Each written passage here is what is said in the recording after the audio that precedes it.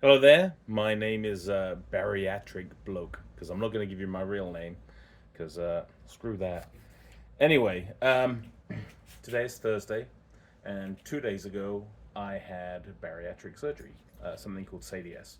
What I wanted to do was, as much for me as anybody else really, was keep kind of like diary of what's taken place, what was done, um, reasons for doing it, are there regrets, blah blah blah. But to give it from a bloke's perspective, um, there's lots of stuff out there from women. Obviously, women are just better at sharing things. Men really aren't very good at that, and definitely not me. Very kind of private individual, kind of independent, independent slash stubborn. Um, but I thought, you know what? Screw it. Maybe this will help somebody else in their decision. I don't know if I've made the right decision yet, but I took the decision and did what I did. Um, and I can kind of go through my reasons why. So a little bit about me. I'm a 53-year-old single man. Single because I'm a big, ugly guy. Um, and maybe that isn't the case for some of you thinking that, but pretty much I can guarantee you it is. And the way you discover that is you do online dating. And if things are based purely on pictures, you will never get paid. Um, but having said that, um, I'm going to share some things in this video that I've probably only shared with really, really close friends, of which I have very few really, really close friends. And I will be brutally honest, because what's the point of not sharing the truth? So, big guy, low self-confidence when it comes to looks, um, and a lot of that is due to weight. Um, my diet would consist of what a 12-year-old would eat if he was allowed to do his own diet. So that would involve lots of sweets, so self-rewards, not many vegetables, meats, rice, curries, but yeah, pretty unhealthy lifestyle. I do walk my dog every day, who's down here, and so that'd be pretty much the exercise I'd get. Wouldn't obviously strain myself and get a sweat going, don't want to overdo it, so pretty lazy. Fortunately, I ran my own business, worked pretty hard at that, do that, successful. Um, but yeah, so let's get back to the reason why I'm recording this, which is bariatric surgery. I've done what everybody's done Atkins, done other diets, and for years and years and years would lose weight, put it back on, and gain some extra in the process. Basically, just couldn't really stick with anything. Would get bored, and then or somebody would say something or do something, and it could be as crazy as sounds, compliment me on losing weight, and that'd be it. I'd be right. I'm gonna go stuff my face again. Who knows why? That's something for a shrink to figure out. So anyway, uh, about probably about 10 years ago, my doctor told me that I had type 2 diabetes, and I pretty much denied that I had type 2 diabetes for about 7 years. No matter how many times she told me, I would just classify it as pre-diabetes and say, yeah, and be in denial. And then kind of blood sugar numbers and things were getting worse, and she would give me medication, they'd still get worse. So I decided that I would cut out sweets, aka candy here in America, and I swear to God, I probably cut 8,000 calories out of my diet a week in just the sweets I did not eat. And I had zero weight loss, and bizarrely, my blood sugar numbers went up. They got worse. So that point, I was kind of like, okay, I've got no clue now what I'm supposed to do because I've cut out what I considered the bad stuff. I don't drink beer, I don't drink alcohol, don't drink coffee. I have tea when people visit. If I have tea or coffee, there's no sugar in the tea or coffee. I don't eat at McDonald's every day. It's I make my own foods. So I was kind of like, yeah, okay, I've had enough of this. So people have said for years, like, oh, you should get gastric bypass surgery. And I'll be very honest, I've always considered it cheating. I always thought it was the easy way out. And it kind of reinforced that whole thing that, I'd always been taught, which is fat people are lazy and they just don't have any self control or discipline. And I was like, well, that just confirms it. But really, when the blood sugar numbers came back and they were worse, I was just kind of, I wouldn't say depressed because I'm not somebody that really gets depressed, but I was very much disappointed And I was kind of like, okay, you know, I'm somebody that feels like they can learn and do anything if they put their mind to it. Weight loss is just something I have never been able to do. Never in my life. Always as a kid, I was called fat, although if I look at photos, I had a chubby face. I wasn't fat. Um, and, you know, so it's something that's just always been there. Um, and I'd kind of just finally had enough of it. So my local hospital um, has, well, actually, I'll give a few more reasons why I'm finally doing it. So a couple of years ago, discovered I have what's called a bicuspid aortic valve, which is a regular heart valve, looks like a Mercedes logo. It has 3 flaps in it. A bicuspid aortic valve just has 2 kind of flaps in it, so there's 1 joint. And as you get older, stenosis sets in, and those flaps start to kind of harden up, and they never quite seal the way they should. So at some point in the future, that will have to be operated on. At the moment, it's fine. There's no risks. It's all good. But pretty much guaranteed in the future that will happen. And it turns out that's hereditary. My older brother was the first one to have it. Turns out an uncle has it. So it's kind of in the family.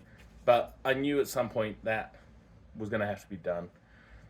So I went to my local hospital where they had an education program where you could just learn about the bariatric program. And I did that and kind of got weighed on that initial meeting. And they do have this thing that if you weigh more on surgery day than that first check-in meeting, then they will not do the surgery. So for full disclosure, I weighed 404 pounds at my first weigh-in. If you want to know what that is in stone, divide it by 14. Honestly, I don't like to think about it, but divided by 14. The highest ever weight I recorded, and I wasn't there for long because it was kind of like, okay, that's bad, was 427 pounds. And that's a pretty uncomfortable weight, and 400 pounds isn't exactly a comfortable weight. But, you know, it's excessive, and it isn't good, it isn't healthy. And I understood all that, I know all that, and I still didn't sort it out. So, yeah, again, way oversharing here. So, anyway, after a few months seeing nutritionists, actually seeing a shrink that decides whether you're suicidal and stuff, and making sure you're doing these things for the right reasons. And I have to say, they're great people in the program. They're really supportive, and they give lots of information. But still, at the back of my head, I was still like, this is still cheating. This is the easy way out. And the thing that actually convinced me was there's a Facebook group for people at this hospital to just kind of support each other. So I joined that group, and I just started reading people's stories, the challenges they've had after having surgery. And I can very much tell you, it is not the easy way out, no matter what I think. And, you know, is it cheating? I mean, you're just getting help from experts that do this. They know what they're doing. If it was in my work field and somebody came to me for advice and I said, do this, it will save you this much time and this much headache, it's not cheating. I'm helping them do their job more effectively. So it took a while for me to get out of my head that this was cheating, and it was admitting that I was, in a way, a failure. But I decided, yeah, it's time to do this. So on Tuesday this week, I went in for something called SADI-S, which is not just a cutting down of the stomach. It also involves connecting the bottom of the stomach to further down to the intestines. This supposedly has actually a higher success rate, and should help me with things like the diabetes.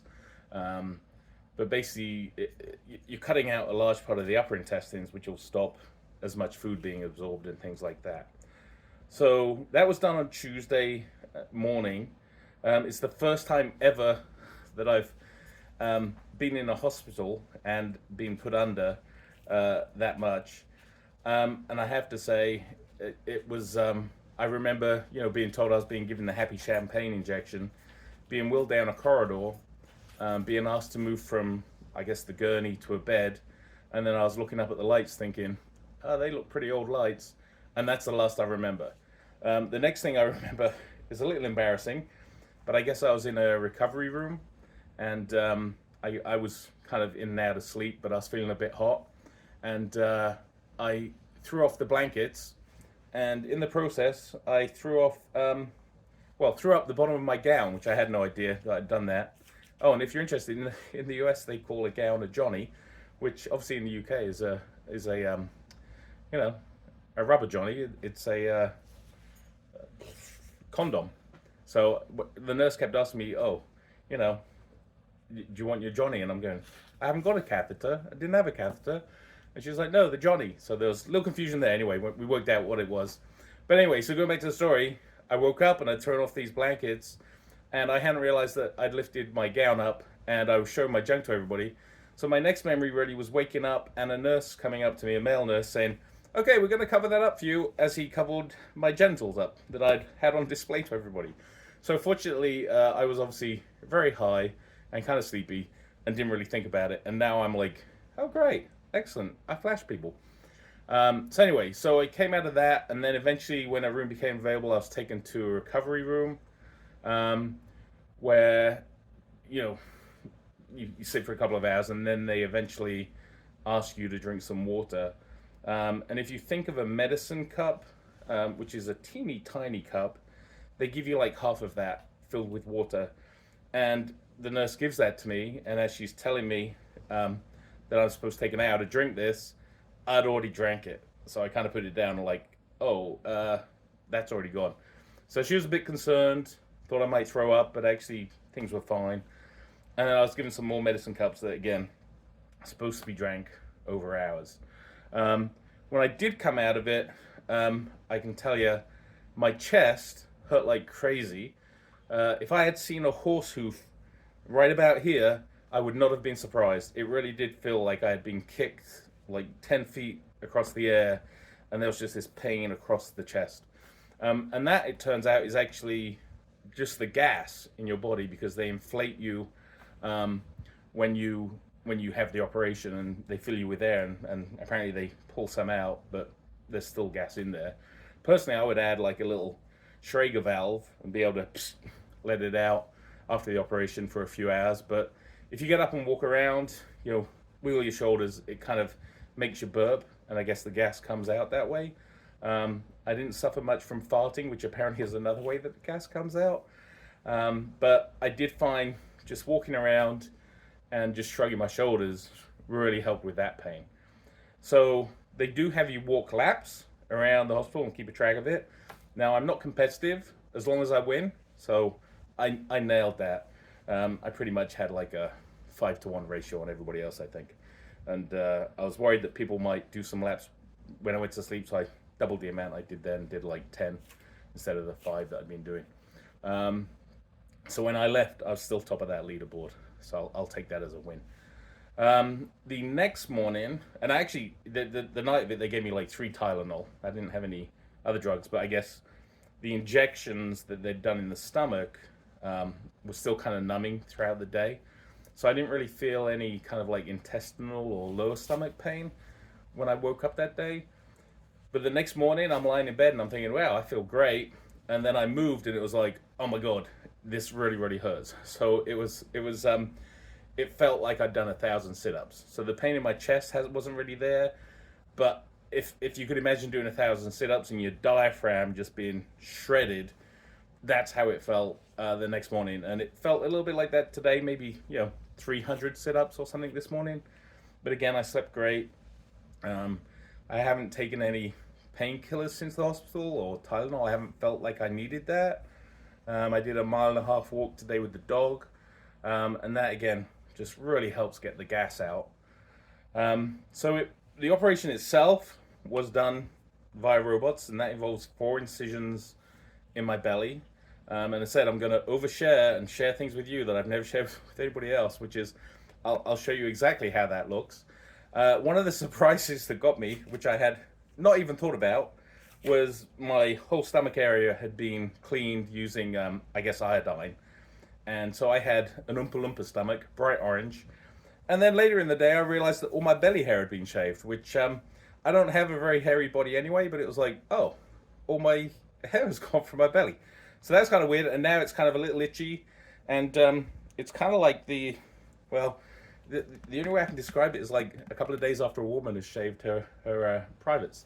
is the best way to describe how the hair now looks on my stomach. So it is growing back, and it is no longer orange. So as I said, I started when I met them at 404 pounds. Man, this thing's going on and on. I'm talking a lot.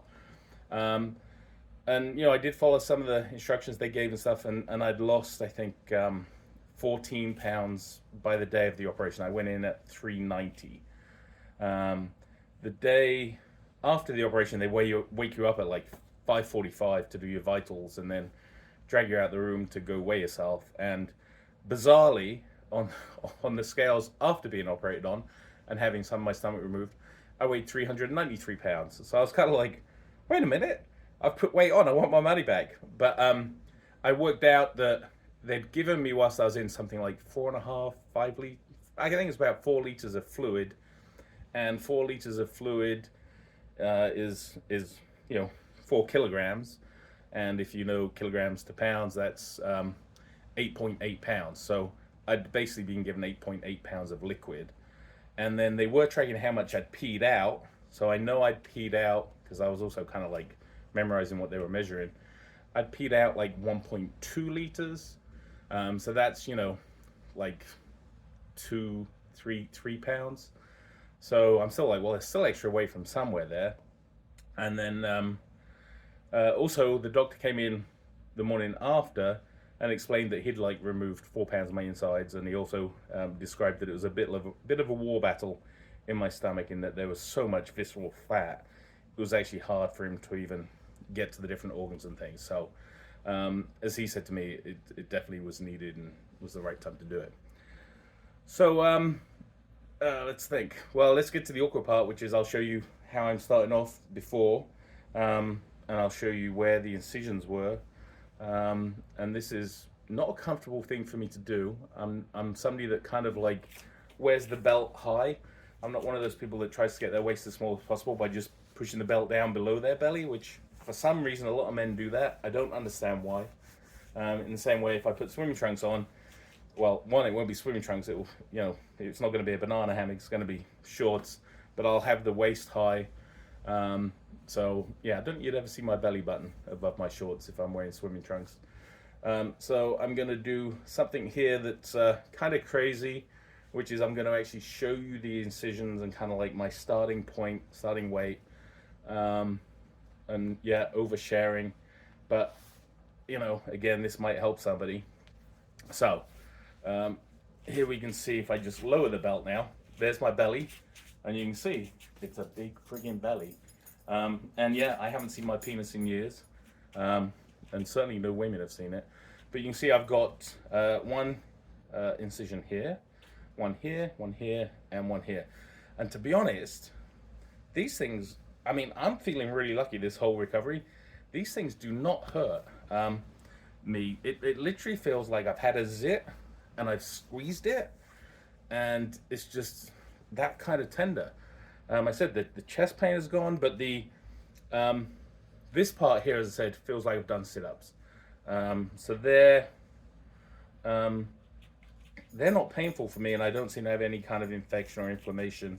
And I've had showers, but I don't use anything, lotions or anything like that, because one, I'm of an age where I'm not metrosexual. It's literally, I use whatever soap was given out of the hotel for free, or shampoo from the dollar store. Today, this morning, I weighed myself and I was 385 pounds. I did pee about 4 times during the night.